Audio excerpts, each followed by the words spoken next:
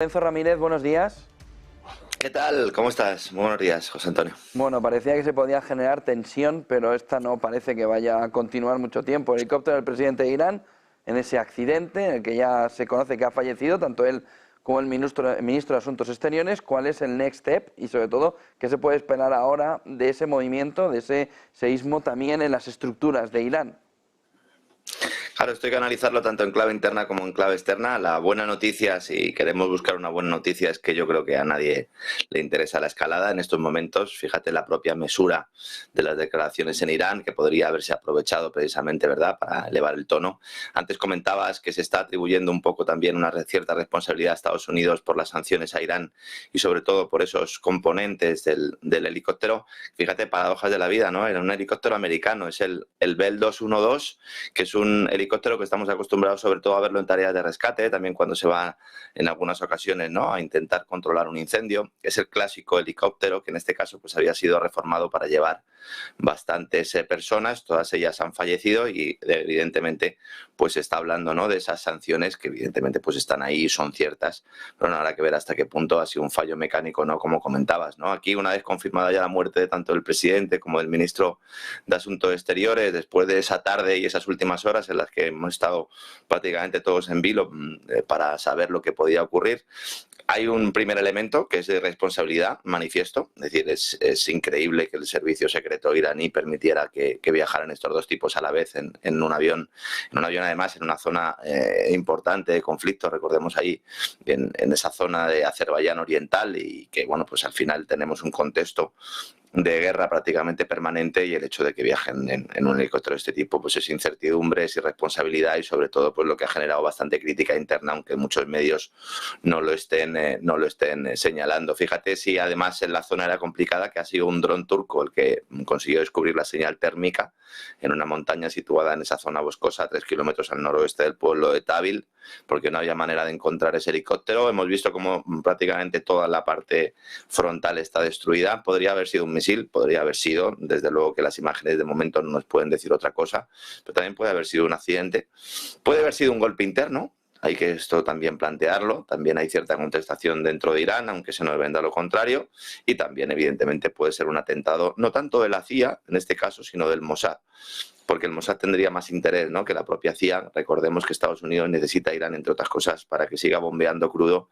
e intente pues reducir la presión sobre los mercados petroleros internacionales, una vez que Arabia Saudí y Rusia pues parecen que insisten, ¿no?, en esa reducción de los recortes. Ahora el poder pasa al vicepresidente, pero según la Constitución iraní hay que convocar elecciones. Las elecciones no se habían producido hacía mucho tiempo, con lo cual va a tener que celebrarse otra cita electoral en unos 50 días, para que veamos también que países que nos venden, ¿no?, que son como verdaderamente bárbaros en otros aspectos, que realmente lo son, pero luego tienen ordenamientos jurídicos que plantean, ¿no?, que ante un evento de este tipo pues no se puede dar un golpe, sino que hay que volver a convocar elecciones. Esto llega en un momento muy tenso, no solo por la ofensiva israelí en Gaza y los ataques de los hutíes en el estrecho de Bab al-Mandab, sino también en clave interna. El líder supremo iraní, el ayatolá Jamenei, está enfermo desde hace mucho tiempo. Se plantea que tiene un cáncer y que puede estar afrontando su última etapa vital tras más de 30 años al frente del país. Desde que la República Islámica de Irán fue fundada en el año 79, los comicios electorales cada 4 años pues han evidenciado la existencia de un gran poder político en la figura de ese líder supremo, que es elegido de forma vitalicia, y luego un contrapoder menor, que en algunos casos se acerca y en otros casos se aleja un poco más, representado por los presidentes del gobierno, en este caso el que ha fallecido, el señor Raisi, que además aspiraba de alguna manera también a ser sucesor de Jamenei. Había una idea de que se podrían fusionar ambas figuras, la del presidente y la del líder supremo, tanto en Jamenei o incluso, en Raisi, o incluso en el hijo de Jamenei, que tendría una buena relación con Raisi, con lo cual ahí sí se abre un aspecto en clave interna importante, ¿no? Este era un clérigo de probada lealtad a la revolución. Con 19 años ya era fiscal, ya era juez, era encargado de una fundación, encargado también de administrar el complejo religioso de Mashhad, que es una de las ciudades santas del chiismo, que recibe cada año a 500.000 de peregrinos. Y luego pues hacía pocos meses había recibido o asumido la máxima posición en la judicatura del país. Es decir, era un tipo del establishment puro y duro, tenía una relación muy buena con la Guardia Revolucionaria. Es ahí donde hay que mirar ahora, a ver cuál es la reacción de esa Guardia Revolucionaria, que es el ejército más potente del país y también el dueño de las principales compañías comerciales de Irán. Desde Estados Unidos Irán en estos momentos, como decía antes, estaba ayudando, de forma voluntaria o no, esto cada uno lo puede ver como quiera, a relajar la tensión en el mercado petrolero, beneficiando a Estados Unidos. También se beneficiaba Irán porque al abrir la espita del petróleo no solo consigues ingresos, sino que reduces el componente inflacionario que tiene el país, componente inflacionario que ha ido creciendo sobre todo perdón, gracias a esas sanciones o a pesar o sufriendo esas sanciones, sobre todo occidentales. Veremos si la administración norteamericana es capaz de recuperar las reservas estratégicas liberadas para intentar reducir la presión inflacionista en su propio territorio. Si lo consigue, entonces a lo mejor la necesidad de Irán pasa a un segundo plano, pero bueno, yo creo que hasta las elecciones de noviembre ahí hay un interés por todas las partes de no alimentar esa escalada. Además, en las últimas horas, algunas informaciones ya estaban apuntando que hay reuniones entre norteamericanos y iraníes para tratar la cuestión en Gaza, al mismo tiempo que Hamas y Al-Fatah se están reuniendo en China. Es decir, hay una serie de negociaciones y de reuniones de las que no nos están hablando y que también son muy importantes. El otro foco al que hay que mirar es Israel. La prensa israelí esta mañana centraba el foco en el vacío de poder que se podía producir ahora y en la posibilidad de que la muerte también del ministro de Asuntos Exteriores afecte a las relaciones de Irán con Arabia Saudí. Recordemos que este tipo había sido un elemento fundamental, el ministro de Asuntos Exteriores también fallecido, de ese acercamiento que se produjo antes del ataque de Hamas del 7 de octubre entre Arabia Saudí, Irán, y también se planteaba incluso en las negociaciones que entrara Israel, unas negociaciones que fueron tuteladas, intermediadas por China, que a su vez pierde otro peón importante en ese intento por pacificar un Oriente Medio que es fundamental para el desarrollo de su plan de la franja y de la ruta, ¿no? Entonces, claro, si se confirma que es un atentado, habrá que ver también a quién se lo atribuyen, porque no descartemos que incluso se pueda atribuir al ISIS, el Estado Islámico, que ya mató en enero al menos a 84 personas en 2 explosiones cerca de la tumba precisamente del general Soleimani, que era el jefe de las fuerzas de élite iraní, que fue asesinado en una operación dirigida por el ejército norteamericano en la época de Donald Trump, con lo cual tenemos aquí muchos elementos y luego ya no solo desde el ámbito militar sino económico, porque todos tenemos que mirar a ese estrecho de Hormuz, cauce por el que circula el 20% del crudo mundial y que en cualquier momento, pues antes de iniciar una escalada bélica, pues Irán evidentemente intentaría pues realizar algún tipo de acción ahí que controla directamente y bueno, pues que al final estamos hablando de que es el único camino para dar salida al petróleo del Golfo Pérsico. Es un estrecho que conecta el mar de Arabia a Irán, a Kuwait, a Arabia Saudí, Bahrein, Qatar, Emiratos Árabes Unidos. Esperemos que al final la cuestión no llegue a mayores, pero evidentemente, bueno, pues estamos en un contexto en el que cualquier chispa pues, puede encender la mecha y a partir de ahí, pues el riesgo es mayúsculo, ¿no? Bueno, no queda otra. Lorenzo, Milei, Álvarez, que está teniendo sus días de gloria, Sánchez. A ver, no sé por dónde entrarle, dónde hincarle el diente. Bueno, antes lo comentabas bien, ¿no? O sea, nosotros llamamos drogadicto al presidente de otro país y luego nos enfadamos porque el presidente de ese país, además era un acto electoral con un alto componente, con los señores de Vox delante, etcétera, etcétera, y con toda la polémica que se ha generado en torno a la censura, polémica generada por el propio presidente del gobierno, pues llama corrupta a la mujer del presidente. Bueno, pues no sé, tendría que haber dicho presuntamente corrupta y a lo mejor no habría sido tan grave. En realidad el gobierno es muy hábil, el gobierno español estas cosas las hace muy bien, entendámonos, desde su punto de vista de propaganda y también en su clave interna, porque desactiva el movimiento de Vox o el acto de Vox o ese auge o ese Viva 24, ese acto en el cual pues estaba buena parte de los líderes europeos que plantean al menos una defensa de las soberanías nacionales y que no se sigue avanzando por ese proyecto globalista de corte supranacionalista, con lo cual de eso ya no se habla y ya consiguen que se hable, ¿no?, de esas declaraciones de Milei. Un Milei que yo creo que en el fondo le hace un flaco favor, ¿no?, también a Vox en este aspecto, pero claro, es que Milei es así, es decir, Milei, el discurso que hizo es un discurso muy Milei. Yo además creo que no fue un discurso especialmente salvaje, estoy de acuerdo en el 80 o en el 90% de las cosas que planteó ahí. Es verdad que era un discurso muy mitinero y por lo tanto hay que entenderlo en ese contexto. Lo que no puede ser es que tengamos una doble vara de medir y que Óscar Puente, el nuevo gran amigo de Pedro Sánchez y protegido, pueda decir cualquier barbaridad un día sí y otro también, y en el momento en el que hay unas declaraciones de este tipo, pues nos tentemos las camisas y empecemos a plantear crisis diplomáticas que yo creo que le vienen muy bien al gobierno español para intentar también oponerse o plantear, ¿no?, una cierta oposición a un modelo de hacer política, que es un modelo que va en contra, evidentemente, del modelo del gobierno español, que plantea ajustes, que plantea sacrificios y que más allá de las diferencias que podamos tener de enfoque sobre lo que hace Milei, que yo, todo el mundo sabe, ¿no?, que las he expresado por activa y por pasiva y considero que en algunas cosas está cometiendo errores graves, pero el foco principal de la política de Milei, si quieres sacar a un país de la crisis, es ese. Otra cosa es que luego las decisiones particulares que tomes sean más o menos acertadas. Desde luego el camino no es el que está tomando el gobierno de Pedro Sánchez, que es el gobierno de la deuda, el gobierno de la censura, el gobierno de la crisis laboral permanente, que solo salva gracias al gasto público, en un momento además en el que una Europa pues empieza a plantear cuál va a ser el futuro de los sistemas de pensiones, del estado de bienestar. Conocíamos hace unos días precisamente que Alemania tiene problemas para pagar las pensiones, no tiene tanto problemas para alimentar al complejo militar industrial, que se parece que tiene asegurado el presupuesto, pero sí que va a haber un debate importante, sobre todo si Alemania empieza a abrir el melón de las pensiones y Francia en su estado de bienestar también hace una serie de reformas. Lo comentábamos hace unas semanas que Macron también va a ir por esa línea. A España le va a tocar también tarde o temprano, y entonces bueno, pues hay que crear también el caldo de cultivo para atacar al que plantea un modelo diferente, ¿no? Es hábil el gobierno español en esto y le va a sacar todo el partido que pueda y va a intentar alargar la culebra todo lo que pueda para que no se hablen de otras cosas, José Antonio. En este entorno hay otra cosa que también empieza a ser destacado en la economía, pero estaba quedando un poquito ahí en un lado y esta mañana ya hemos empezado a tratarlo. Quería saber también tu opinión. China vendiendo deuda de Estados Unidos. Se dice en Estados Unidos, cuidado con una crisis fiscal por el movimiento de venta de la deuda de China, y compra oro de forma masiva. Es decir, China vende deuda de Estados Unidos, se pone a comprar oro de forma masiva.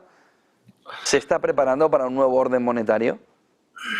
Bueno, lleva preparándose especialmente desde el año 2014, desde el golpe del Maidán ya se empieza a preparar porque China ya vio muy claro, bueno, China y los estrategas de la Fundación RAND, porque al final tenemos a los estrategas en Washington y los estrategas en Pekín, que no son tontos, son los mejores del mundo y por lo tanto ya vieron por dónde iba a ir el mundo. Otra cosa es que la Reserva Federal no haya podido comprar tanto oro como el que quería, pero el Banco Central de China sí, especialmente en los últimos tiempos, especialmente en los últimos 3 meses, al mismo tiempo que se vende deuda norteamericana. Esto es un proceso que se ha ido produciendo. En los últimos 2, 3, 4 años China se ha deshecho de casi $250 billion, con B europeo, un trillón sería norteamericano de deuda de Estados Unidos, y a esto tiene una doble lectura. Por un lado, te preparas para un nuevo reseteo monetario, para esa nueva divisa BRICS de la que hablamos la semana pasada, que va a estar ligada parcialmente al oro y también con la que aspiras, si no a destronar al dólar, sí a compartir o a sentarte en la mesa de las divisas de reserva internacionales, a tener un papel mayor.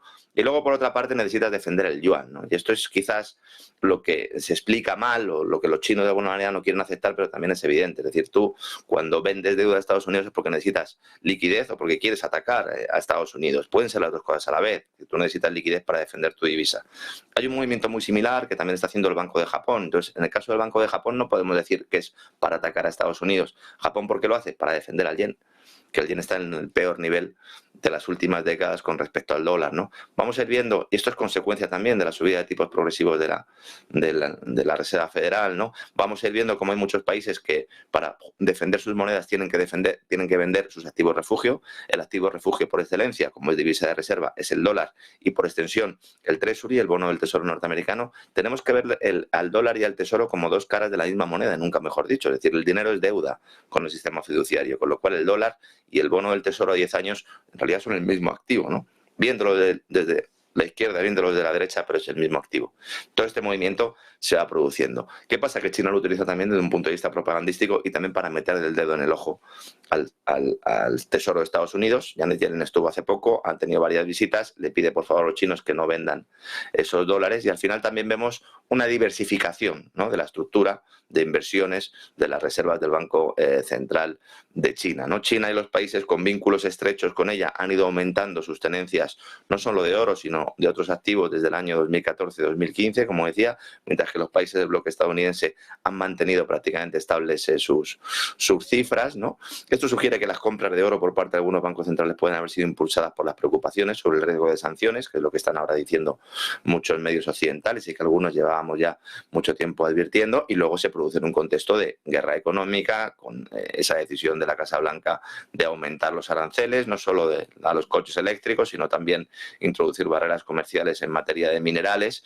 Y hoy justo también se conocía, prácticamente en las últimas horas, Financial Times publicaba que el gobierno chino ha decidido también pasar a esa ofensiva con Europa, iniciando una investigación antidumping sobre las importaciones de productos químicos, que es un anuncio que se produce antes de la fecha límite del 4 de julio para que la Comisión Europea decida si impone aranceles también o cuotas provisionales a los vehículos eléctricos chinos. Una guerra comercial que ya está diciendo Alemania con la boca pequeña, pero lo está diciendo que perjudica notablemente a Europa. También el primer ministro sueco ha hecho unas declaraciones diciendo que los aranceles a los vehículos eléctricos chinos son un problema, no solo en Europa, sino también en Estados Unidos, para Europa, porque la mitad de las importaciones de estos automóviles de China, de Estados Unidos, provienen de marcas occidentales que los producen en el gigante asiático y muchos de ellos son fabricados por empresas alemanas, ¿no? Hay que recordar que cerca del 40 al 50% de la producción del sector automovilístico alemán está en China, ¿no? Vemos cómo por decisiones políticas, no tanto sanitarias, en el COVID también pasó, sino políticas puras y duras.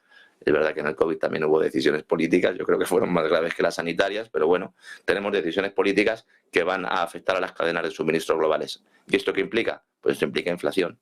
Entonces, en un momento en el que la banca central intenta ya, en Europa yo creo que no hay ninguna duda que en junio habrá baja de tipos, pero que la Reserva Federal intenta ya empezar a preparar el terreno para una baja de tipos de interés, se puede encontrar con episodios inflacionarios notables precisamente por las propias decisiones de la Casa Blanca, que también, de forma paradójica, toma con un objetivo electoral para beneficiar pues, a unos productores locales, a unos productores estadounidenses que ven cómo la competencia china les está destruyendo, pero no porque utilicen ventajas comerciales, sino porque en muchos casos son mejores y tienen los materiales que las empresas norteamericanas no poseen, ¿no?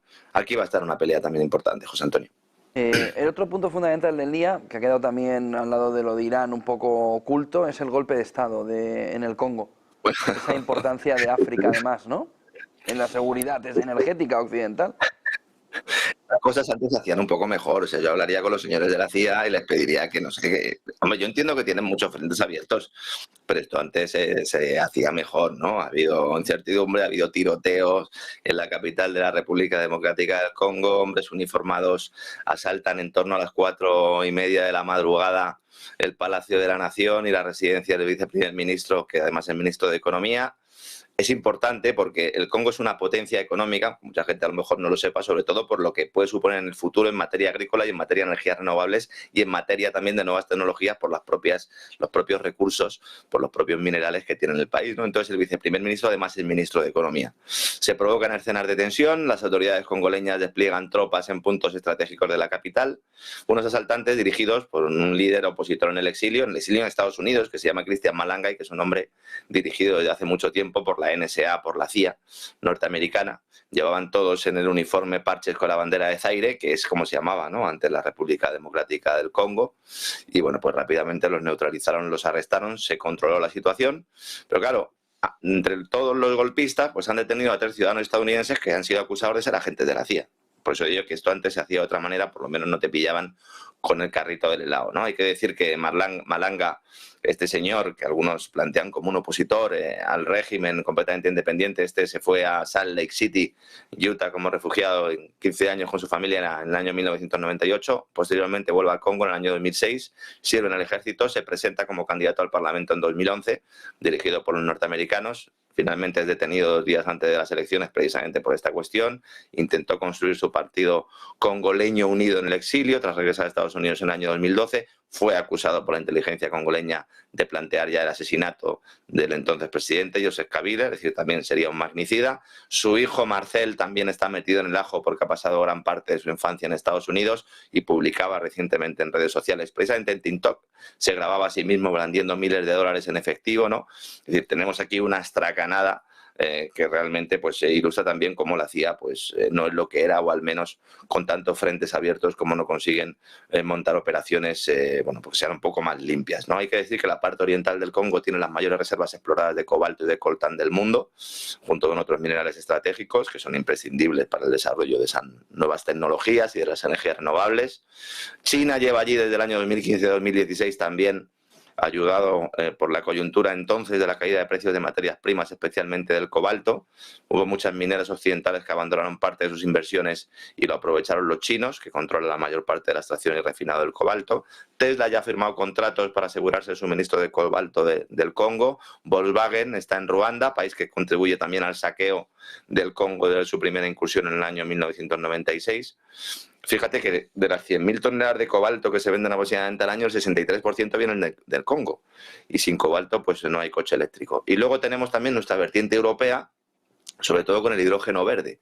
Pero claro, en el Congo tiene el nombre del río Congo, ¿no? Y entonces allí hay 2 centrales hidroeléctricas y van a construir una tercera, que se llama Inga 3. Ya en agosto pasado Bloomberg se hizo eco del interés en el proyecto de 2 fabricantes de turbinas.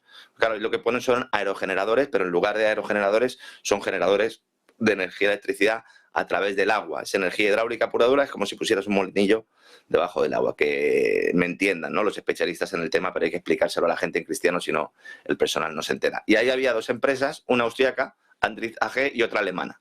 Y una empresa de gas natural también germana. Es decir, tendríamos ahí representantes del gobierno germano que aspiran a que buena parte de ese hidrógeno verde, mediante la cual la electrólisis, la separación entre el hidrógeno y el oxígeno se haga con energía eléctrica producida precisamente por estos generadores hidráulicos. Y entonces, bueno, pues esa es una de las grandes apuestas de Alemania. Otra cosa es cómo vamos a llevar luego ese hidrógeno verde a Europa, que esa ya es otra cuestión, porque en barco es complicado y por tubo todavía no están las infraestructuras necesarias, ¿no? Pero evidentemente, cuando esto se lleve a cabo, esta central de Inga 3 sería la mayor central hidroeléctrica del mundo, duplicando la capacidad de la famosa presa de las 3 Gargantas en el río Yangtze de China. Entonces aquí estamos también ante un contexto neocolonial, porque la energía producida en Inga se concibió políticamente como un proyecto panafricano. La idea era venderla a Egipto, venderla a Sudáfrica, para beneficiar al continente entero. De hecho, podría producir suficiente electricidad para toda África, Inga 3, ¿no? Pero al final, pues parece que se la van a intentar llevar los alemanes. Y luego también está el potencial agrícola, no olvidemos, en este entorno también de problemas alimentarios y de esa ofensiva también globalista para acabar con el campo y con la agricultura en el primer y en el tercer mundo.